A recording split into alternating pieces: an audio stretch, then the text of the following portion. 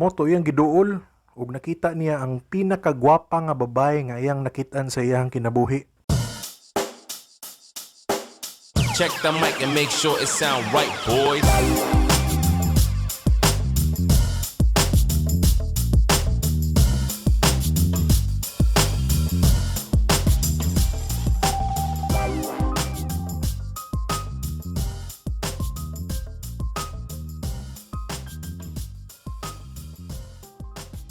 Musta mo diha mga Taps? Episode 4 sa atong tinapulan nga podcast nga Binisaya. Ang title day sa atong episode karon no kay Mahasol jud ang maminaw ani. Unom din ni sila ka mga storya nga sure ko makahasol jud ni sa inyong adlaw. So unsa pa man atong dugayan? Ato nang sugdan. Ice cream nga ahos ang flavor. Kani nga tao napulo na katuig na maligya og ice cream sa usa ka shopping mall. Siya ang tag-iya pero siya pod ang nangunay og bantay sa iyang tindahan. Siya ay tighimo sa mga klase-klaseng flavor sa ice cream. Siya pod ang tigtakos og kahiro. Moto sa kadlaw nay bata ni sulod og nangutana.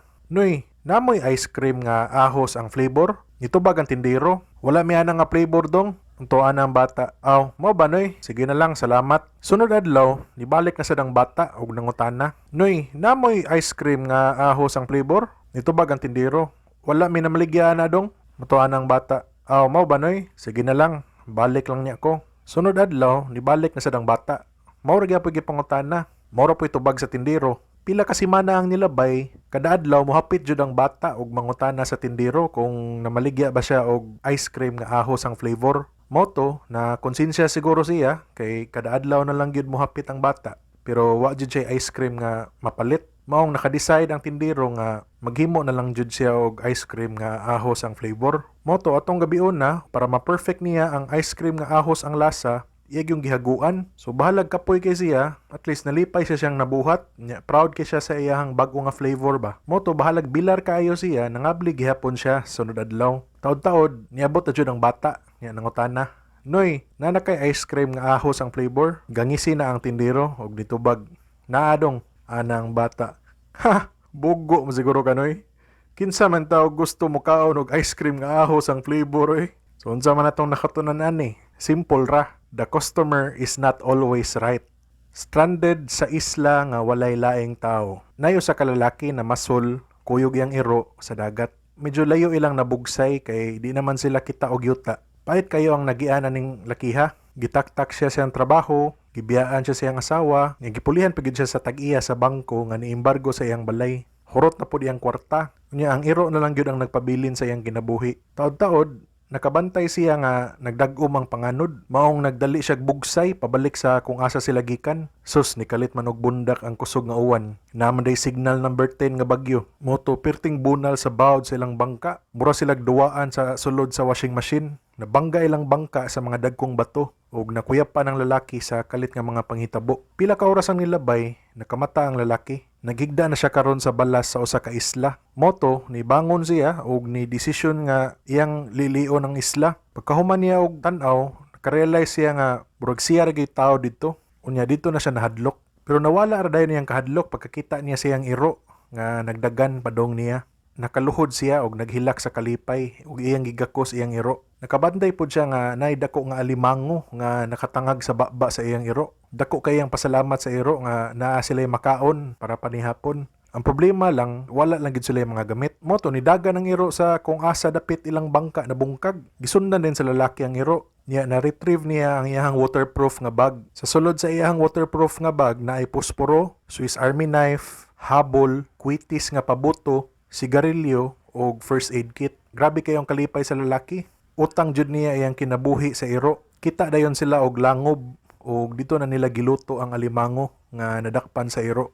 At least nasudlan ra ilang mga tiyan og nakatulog ra sila pag human nila kaon. Pagmata sa lalaki sunod adlaw natinga siya nga wala na iyang iro. Moto iyang gipangita. Pagabot niya sa may kalibunan, nakadungog siya sa paghot siyang iro. Balaka siya basig na disgrasya iyang iro. Nakakita man ang iro og usa ka dosinang kanding nga nag-inom og tubig sa tubod sa tunga-tunga sa isla. Moto nakaingon ng lalaki nga, "Hay salamat, di jud ko magutman or uhawon aning islaha."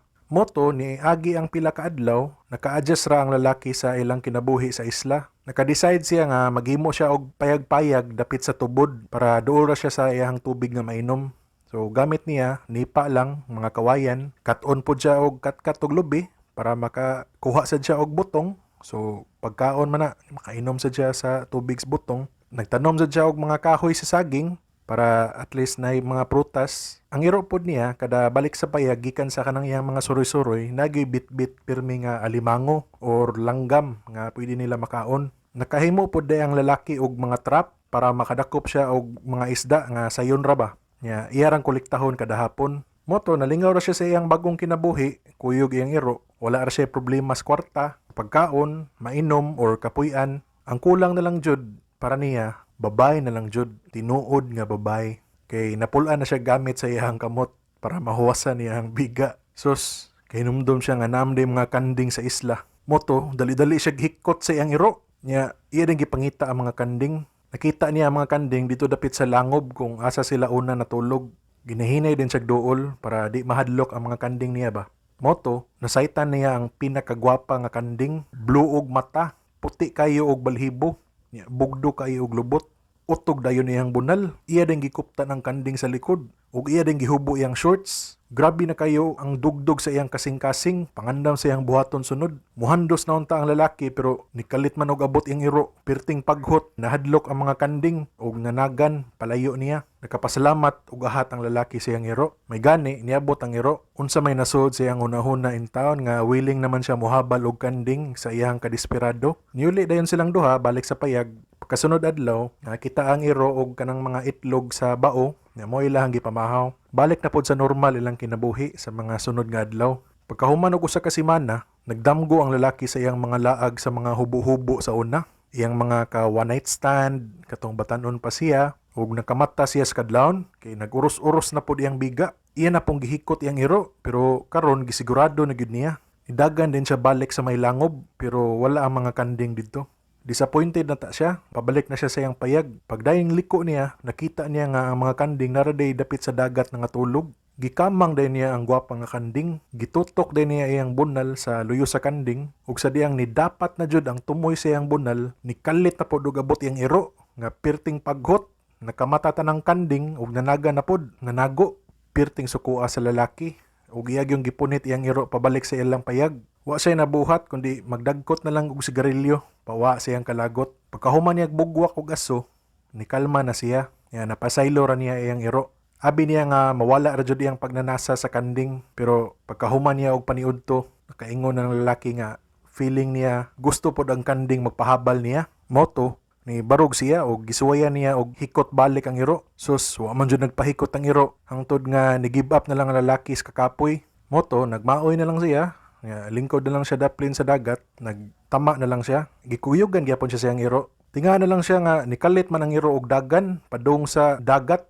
Pirting paghot, nilangoy din ang iro. Sus, kulbaan siya ba basig makaon sa iho ang iro. Duol biya kayo sa iyang kasing-kasing ang iro kay nawala na lang tanan siyang kinabuhi pero ang iro nagpabilin jud sa iyang kiliran. Mo'y nagbantay niya, nagpakaon niya. Basin ang iro pagyud tingali ang nagbitad niya sa isla para di siya malumos pagkalunod silang bangka. Moto nakita niya iyang iro nga nagibitad nga tao. Moto iyang giduol ug nakita niya ang pinakagwapa nga babae nga iyang nakitaan sa iyang kinabuhi. Pero nagpiyong na ni, niya wala na ginawa. Moto iyang gisuwayan og CPR ug gimotumot niya ug nakaluwa jud og tubig dagat ang babae. Didto na siya kabantay sa kahami sa kuti sa babae, sa iyang lami nga lawas, sa iyang blonde nga buhok ug blue nga mga mata. Ingon ang babae niya, "My savior, kay imo man gisalbar akong kinabuhi. Buhaton ako tanan nimong gusto." Napay pinapaak sa iyang red nga lips. Dala pina seductive nga look ba, pinatutok sa mata sa lalaki. Moto, naguros-uros og balik ang biga sa lalaki. Utog na pod balik iyang bunal. Di na gid niya mapugnan iyang kaugalingon. Nangutana dayon ang lalaki sa babae, "Buhaton nimo tanan akong gusto? Sure ka?" Gikuptan dayon sa babae ang bunal nga nagbugdo ug nitubag, "Tanan, bisan unsa pa na." Moto ni duol din ang lalaki ug nihunghong sa babae. Kanang miss, kanang pwede nimo kuptan akong iro. So unsa man atong nakatunan ani? Naay duha ka ulo ang mga lalaki. Ang usa nasa taas, ang usa naa sa ubos. Gamita ang ulo sa taas ug ayaw padala sa ulo sa ubos. Ang sikreto sa monasteryo. Nayusa ka lalaki nga naguban og sakyanan dapit sa monasteryo. Moto, nanuktok siya sa monasteryo ug nangutana kung asa dapit ang pinakaduol nga mekaniko. Timing pod nga usa sa mga mungha kay mekaniko sa una, pero ingon sa mekaniko nga mungha nga mataod-taoran pag daw ang pag-ayo sa iyang sakyanan. Maong giignan siya nga welcome ra siya sa monasteryo manihapon ug matulog anang gabi una. Moto nisugot siya ug sa dihang padung na siya matulog sa iyang kwarto, nakadungog siya og huni nga wala pa niya nadunggan sukad. Murag kanta sa lingwahe nga dili niya masabtan. Pero grabe kayo kanindot paminahon nga wa naabtan og usa ka minuto, nakatulog dayon siya. Lami kayo iyang damgo. Pagkamata niya, nakaingon siya nga mo na siguro to ang pinakanindot nga tulog sa iyang kinabuhi. Nagdali dayon siya kanaog sa ubos kung asa namahaw na ang ubang mga mungha og nangutana siya bahin sa iyang nadunggan kagabi og nitubag ang pinakatiguang nga mungha. Dili mi katubag sa imong pangutana kay dili ka mungha. Naguol ang lalaki kay gusto jud siya makaibaw sa sekreto sa katong nindot nga huni nga iyang nadunggan gabi ba. Moto pagkahuman og ayaw siyang sakyanan, nagpasalamat siya sa mga mungha og nilarga na pauli. Pila ka tuig nga nilabay, wa jud siya kalimot sa iyahang nadunggan nga huni ug nihapit siya balik sa monasteryo para magpakaluoy sa mga mungha nga tubagon iyang pangutana. Mao ra gyapon nilang tubag. Dili mi katubag sa imong pangutana kay dili ka mungha. Ana ang lalaki, hala sige, kung kinahanglan ko mahimong mungha para lang makahibaw sa sekreto sa huni sa monasteryo, palihog, himo ako mungha. Ana ang pinakatiguang nga mungha, dili sayon ug dili ingana kadali mahimong mungha. Kinahanglan isalikway nimo tanan bahandi sa imong kinabuhi ug lakwon nimo tiniil ang tibuok kalibutan nga walay dalang gamit ug kwarta. Iphadayon kung pila kalakang ang imong nalakaw gikan sa monasteryo hangtod mabalik ka diri sa monasteryo. Iphapod kung pila ka grano sa bugas imong makaon o pila pod katulo sa tubig imong mainom sa tibuok nimong biyahe. Inigabot nimo, ignadan mi sa imong ihap o kung unsa ang imong nakatunan kabahin sa kalibutan. Kung kontento mi sa imong tubag, dawato na kanamo nga mungha ug mahibaw-an na nimo ang sekreto sa likod sa maanindot nga huni sa monasteryo. Gisugdan dayon sa lalaki iyang paglakaw. Pagkahuman og 5,000 ka adlaw, nabalik na gyud siya sa monasteryo. Nihuwang na kay siya, kunot na iyang panit, taas na kayo iyang buhok, ug hugaw na kayo iyang lawas. Mura na siya ermitanyo. Nanuktok siya ug gipasulod dayon siya sa monasteryo. Gitapukan dayon siya sa mga mungha. Naghilak dayon ang lalaki nga gaingon, sa akong biyahe, mao ni akong nakatunan. Dili importante ang pag-ihap. Ang importante kay ang pagkahibaw nimo nga pirmi gausab ang kalibutan. Ang Ginoo ra jud ang kahibaw sa tubag sa pinaka-importante nga pangutana. Kita nga tao lamang ang atong maila-ila kay ang ato ra jung mga kaugalingon. Ug kung nakahibaw ka ani, kontento na ka sa imong kinabuhi. Namakpak tanan mga mungha ug niingon sa lalaki, "Congrats brother. Usa na ka kamungha. Ablihan na namo para nimo ang portahan kung asa gikan ang maanindot nga huni sa monasteryo para makaibaw na ka ug masabtan na nimo ang pinaka-importante nga sekreto sa atong monasteryo. Di ara ang yawi sa portahan nga bato. Pag-abli niya sa portahan nga bato, naapay portahan nga diamante. Gitagaan dayon siya og diamante nga yawi. Pag-abli niya sa portahan nga diamante, kita na pod siya og portahan nga bulawan. Gitagaan na siya sa mga mungha og bulawan nga yawi.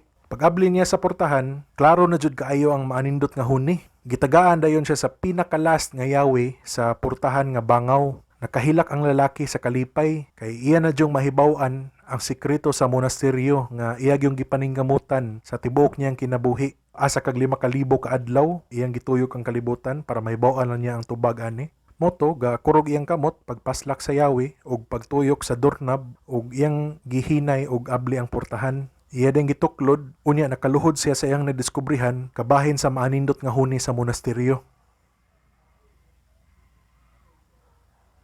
Pero sorry, dili ti ka maingnan kabahin sa iyang nadiskubrihan kay dili biya ka mungha. Unsa man natong nakatunan ani, kung naa kay gustong importanteng makatunan, kinahanglan imo jud ng paningkamutan. Nangitag spam sa sari-sari store. Sa kadlaw, may bata nga niadtog sari-sari store. Ingonin siya, "Ayo, noy, naamoy spam?" Tubag din ang tindero, "Unsa na dong?" Haring bata, "Kanagong murag biplop noy nga tag 200 ang usa. Imported na siya gikan sa Amerika. Ana din tindero. Wala mi ana diri dong holiday og Argentina raning among baligya. Moto sunod adlaw nibalik na pud ang bata sa tindahan. Siya ayo, noy, namoy spam. Ana din tindero. Wala lagi mi ana dong kay mahal. Ya dili dali mahalin. Moto pagka sunod adlaw nibalik na sa dang bata. Ayo, namoy spam nong. Ana din tindero. Last na lang kadong ha. Kung di ganin na nimo undangon, stipliran gyud nako na imong baba. Moto pagka sunod adlaw, balik tong bata, ngutana din bata. Ayo, noy, nakay stapler? Ana ding tindero. Wala ko stapler, ngano man? Ana ding bata. Aw, wala day kay stapler noy. Kanang nakay spam? So unsa man natong nakatunanan eh. Huna-huna usa sa di pa ka mulayat. Tumaniguro sa gyud ta sa di pa ta muyaw-yaw kay basig mas stapleran niya atong baba. Ang pink nga bola sa pingpong. Usa ka adlaw, gipangutana ang anak nga lalaki sa pinakadato nga negosyante sa Pilipinas kung unsa iyang gusto nga regalo para sa iyang adlaw nga tawhan. Labi na nga 15 anyos na siya. Nagduha-duha og tubag ang anak nga lalaki og nakaunahon na iyang amahan nga basig ganahan niyang anak og laptop nga tag 1 million which is sinsilyo ra para niya. Moto nitubag ang anak, pa, gihatag na nimo nako tanang butang nga gihandom sa usa ka batang lalaki. Pero nakoy butang nga ganahan jud kaayo nako maangkon. Gusto kog usa ka pink nga bola sa pingpong. Kurota ng amahan, pero niingon siya siyang anak, kung usa ka pink nga bola sa pingpong ang ganahan sa akong paboritong anak nga lalaki, palitan tika og pinakamahal og pinakanindot nga pink nga bola sa pingpong. Moto pag birthday sa anak niya, grande kayo ang selebrasyon. Pagkahuman sa kaon ug sa program, gitagaan dayon samahan niyang anak nga lalaki sa pink nga bola sa pingpong nga tag 1 million. Nagpasalamat ang anak ug gidala dayon niya ang regalo sa iyang kwarto. Pagkasunod adlaw, nawala ang pink nga bola sa pingpong. Nakurota ng amahan, pero ni desisyon siya nga dili niya pangutanon niyang anak bahin niini. Pero bisag unsaon pa og pasikreto og papangita sa mga katabang sa kwarto sa anak nga lalaki, wala na jud nila nakita ang pink nga bola sa pingpong. Nilabay ang usa ka tuig, 16th birthday na pod sa iyang paboritong anak nga lalaki. Nangutana na pod ang amahan sa iyang anak kung unsay gusto niya nga regalo. Moto nitubag ang anak, pa, gihatag na nimo nako tanan, pero pwede palitan ko nimo og napulo kabuok nga pink nga bola sa pingpong. Mas nakurata ng amahan kaysa pagniaging tuig. Kuryoso kayo siya nganong ganahan kayo og pink nga bola sa pingpong iyang anak. Pero di lang niya pangutan-on kay girespeto niya ang privacy sa iyang anak. Moto, ingon siya siyang anak, kung napulo ka pink nga bola sa pingpong ang imong ganahan, palitan ti ka og napulo ka pink nga bola sa pingpong. Moto, pagkawan siyang birthday, gihatag dayon samahan ang napulo ka pink nga bola sa pingpong, gidala dayon siyang anak nga lalaki sa iyang kwarto. Pagkasunod adlaw, nawala na pod ang napulo ka bola sa pingpong. Ang sudlanan na lang ang nabilin sa iyang kwarto. Natinga ang amahan kung asa ang napulo ka bola sa pingpong. Pero ni desisyon na pod siya nga dili niya pangutanon niyang anak. Pero wala na jud nakita sa mga katabang ang napulo ka bola sa pingpong. Pag 17th birthday sa anak, nangutana na pod iyang amahan kung unsa iyang gusto nga regalo. Karon, usa ka gatos na nga pink nga bola sa pingpong ang request iyang anak. Di na madrawing ang dagway sa amahan ug iyang gisigurado og pangutana iyang anak. Usa ka gatos nga pink nga bola sa pingpong imong gusto nak. Itubag ang anak, upa, usa ka gatos, bali usa na nakakarton. Ana ang amahan, wa ko kasabot nganong ganahan kayo ka og pink nga bola sa pingpong. Pero kung ganahan ka nak og usa ka gatos, tagaan ti kag usa ka gatos. Mao to lipay kayo ang anak og gibitbit niya ang karton sa iyang kwarto. Pagkasunod adlaw, nawala na pod ang usa ka gatos nga bola sa pingpong. Nakaingon ang amahan, anak, kinahanglan na jud ko makaibaw kung unsay buhaton nimo sa pink nga bola sa pingpong sa imong kwarto. Itubag ang anak, unsay tan-aw nimo pa? Wa katubag ang amahan. Pero wa na jud nila nakita ang usa ka gatos nga bola sa pingpong. Ang karton na lang ang naibilin sa kwarto. Pagkasunod tuig, sure na jud ang amahan nga sakyanan jud ang gusto sa iyang anak. Labi na nga 18 years old na siya o na siya driver's license. Pero iya gyapon gipangutana iyang anak para sure ba kung unsa iyang gusto nga sakyanan. Ferrari ba or Lamborghini?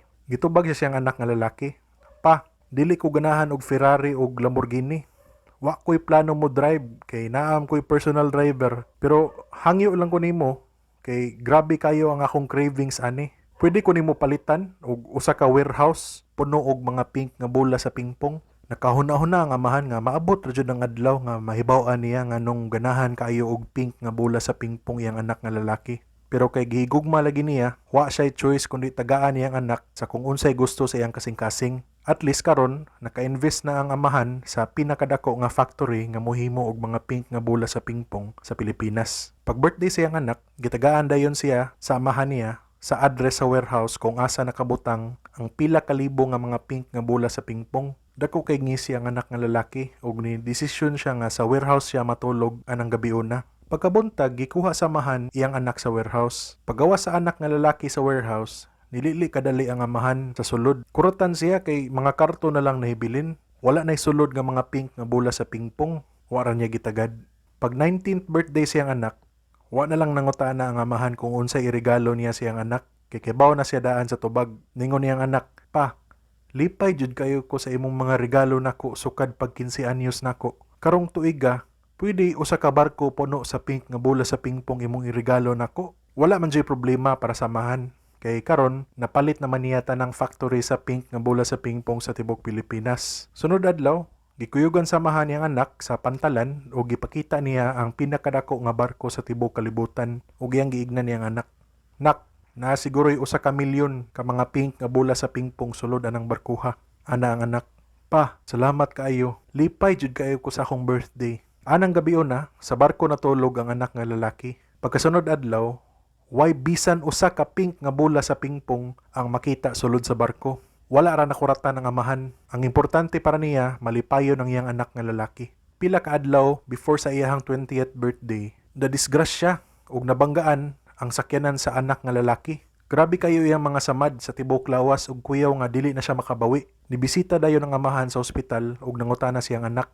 Nak, unsay kailangan nimo? Luya kayo ang anak nga lalaki nga nitubag. Pa, palihog ko og napulo ka pink nga bola sa pingpong. Gikuptan samahan ang kamot sa iyang anak og niingon, "Nak, bisag pila pa ka pink nga bola sa pingpong imong gusto, ihatag nako nimo. Pero pwede ignan ko nimo kung unsa imong buhaton sa mga bola sa pingpong. Ayaw lang og kauwaw," nitubag ang anak. "Sige pa, tug-anon ti ka sa tinuod inighatag nimo nako sa napulo ka pink nga bola sa pingpong." Moto, gitawag sa iyang amahan ang manager sa factory ug nagpahatod og napulo ka pink nga bola sa pingpong. Pag-abot sa mga bola, ningon ang amahan, "Anak, ibilin ko ning napulo ka bola nimo. Inigbalik nako ugma, ingna ko sa tanan." Sunod adlaw sa ospital, wala na'y mga pink nga bola sa pingpong. Ang sudlanan na lang ang nabilin sa sud sa kwarto. Niabot ang amahan ug nangutana siyang anak nga lalaki, "Nak, kay bawo magugkano nga ikaw jud akong paboritong anak? Tanan akong ihatag nimo para malipay ka. Wala kay mabuhat aning kalibutana nga makausab sa akong paghigugma nimo. Karon, ingna ko, palihog lang. Unsay buhaton nimo sa mga pink nga bola sa pingpong?" Nitando og hinay ang anak ug iyang gikumot ang kamot sa iyang amahan. Ningon ang anak, "Pa, akong gi..."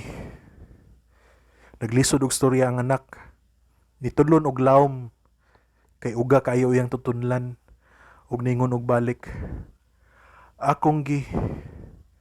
Dako na kayo og luha ang amahan ug anak, pero gipugos pa jud og tubag sa anak ug niingon siya, "Pa, akong gi..." ug namatay ang anak nga lalaki. Unsa man atong nakatunanan ni? Don't automatically jump to conclusions. Ayaw pag-assume, bahalag obvious na kayo. Ang banggiitang kawatan ug tiil. So si Juan nasa sa usa ka desert, nihunong siya o usa ka shop, usa ka adlaw, kaon siguro siya. Moto pagka humanyag kaon, gawa siya sa shop, sa restaurant, tinga siya nga iyang camel nawa ang tiil. Kuratan kay siya, mutana siya tambay kung kinsay nagkuha sa tiil sa iyang camel. Moto gitutukan siya sa tambay, tanaw siya sa camel, iyang gignan sa Juan, wa na'y lain ang nikuha sa tiil sa imong camel kaya ang banggiitang kawatan og tiil. Kita nimo na siya dito sa norte. So moto si Juan wa say choice. So kung asa gi-point sa tambay, kung asa tong kawatan, ato sa siya, lakaw lang siya. Pag umag-usa ka oras, kita siya glain traveler, iyang gisultian ang traveler sa unsay nahitabo niya. Yan nangutana siya kung unsa pa kalayo nga hantod maabot to niya ang balay sa Banggiitang Kawatan ug Tiil. Nitubag ang traveler niya na siya nga unahan pagyud kinahanglan kag sakyanan. Moto si Juan nibalik siya sa town kung asa siya nikaon ganiha. Kita siya shop nga magpaabang og sakyanan, sakay sa sakyanan, larga din siya. Moto biyahe siya hantod niabot siya dako kay nga sapa.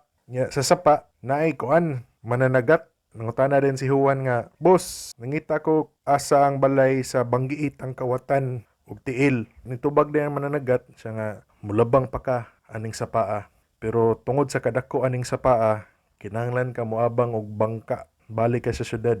So moto, hutda na siya pasensya, white choice si Juan, balik na siya sa taon kung asa siya nikaon, abang siya og bangka, iyang gihikot sa likod sa iyang sakyanan, balik siya sa sapa, sakay siya sa bangka, sugod na din siya bugsay, padung sa pikas part sa sapa. Bugsay siya, bugsay, lapas nag mga usa ka oras, nabot na gid siya sa pikas side sa sapa. Pikas side sa sapa, naibuntod, kita siya taga didto. Mutana siya, "Noy, nangita ko sa Banggiitang Kawatan ug Tiil." Ingon itong tiguang, ang Banggiitang Kawatan Tiil nagpuyo sa pinakatuktok aning bukira.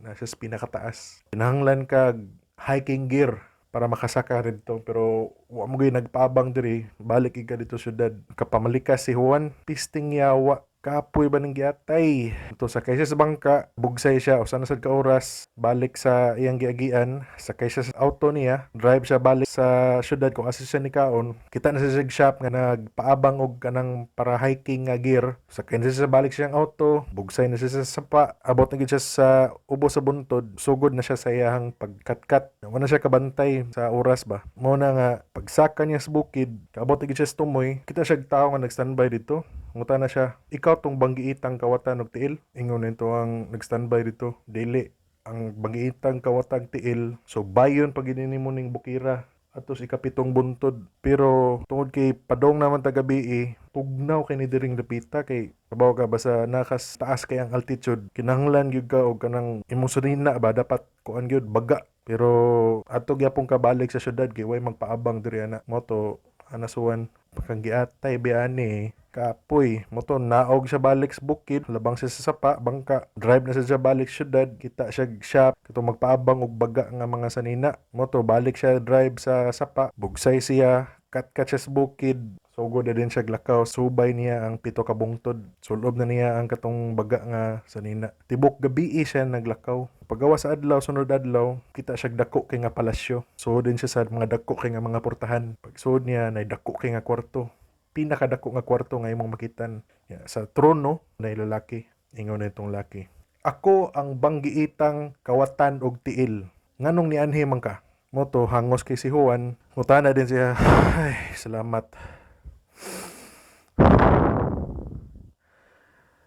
ikaw mo'y nagkawat sa tiil sa akong kamil tubag din ang Banggiitang Kawatan ug Tiil dili.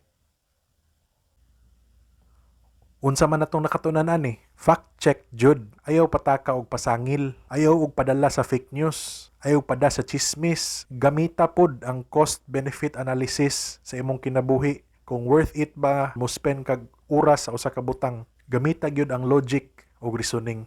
Ug diha ra natapos ang episode 4 sa atong tinapulan nga podcast nga Binisaya. Hinaot nalingaw ra mo sa pagpaminaw mga tops. Sa sunod na pud ta mag-uban, bangon tapulan. Check the mic and make sure it sound right, boys.